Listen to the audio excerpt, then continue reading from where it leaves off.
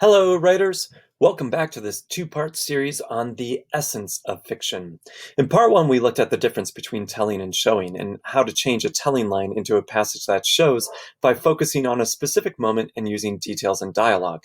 In this video, we're going to focus on a more advanced concept, when to show and when to tell. Let's look at an example first. "I thought you were biking to school today," said Dad. "I can't." "Of course you can. It's good for you. When I was your age, I biked everywhere." I groaned and looked at the clock. "Dad, it's too late. If I bike, I won't get to school in time." Instead of arguing, Dad nodded his head. Then he shared with me how he'd always felt like he was a disappointment to his father, and he never wanted to do that to his own son. In that moment, I felt something change in our relationship. "Fine, I'll drive you to school," he said. Okay. One technique for developing your sense of how best to use showing and telling is to draw a line in the margins next to everything that's shown, then highlight everything that's told.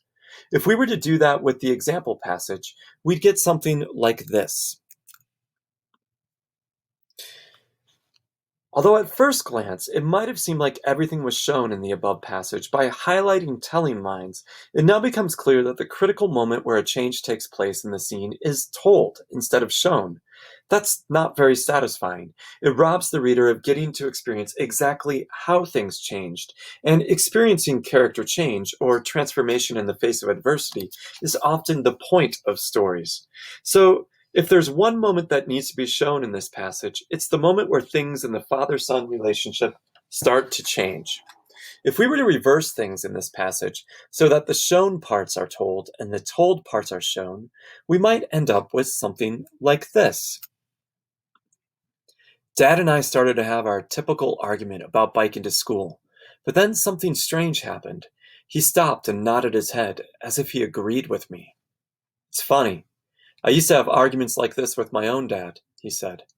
"I always felt I was disappointing him. I still feel that way around him sometimes, like my job isn't good enough, or the way I'm raising my kids isn't good enough." "You all right, Dad?" "Yeah, I just want you to know you're good enough." "Okay. Let's get in the car. I actually like driving you to school." All right.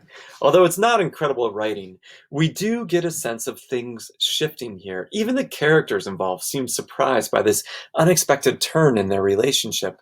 And that's often what readers are looking for in fiction, those unexpected moments where change begins to happen. So, a few tips for determining when to show things and when to tell things. Scenes, which we might think of as being like bricks, and telling passages, which we might think of as being like the mortar, work together. You need both to build a house, but often the function of the mortar is to connect the bricks and hold them together. So you want to use showing and telling to pace your story. Showing passages will tend to move slower, but give us a more in-depth experience, while telling passages will enable large chunks of time to be summarized when not much significant to the story happens. It's a good idea to get into a showing scene as soon as possible in the beginning of the story.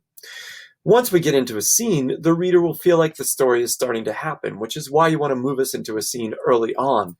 The only thing that needs to be told to us beforehand is what we need to know to understand the scene. Also, tell any parts that the reader can easily imagine and fill in the blanks for what happened, and show parts that involve specifics that are vital to the characters or the story.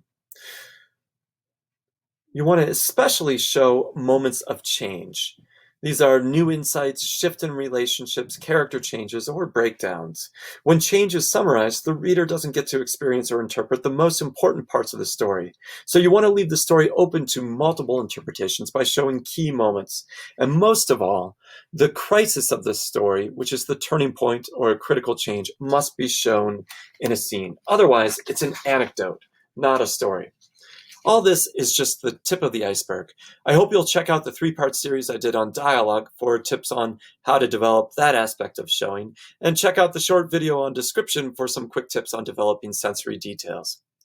That's it for this one. If this helped, please click the like button and check out my website for more writing and publishing tips. Write on.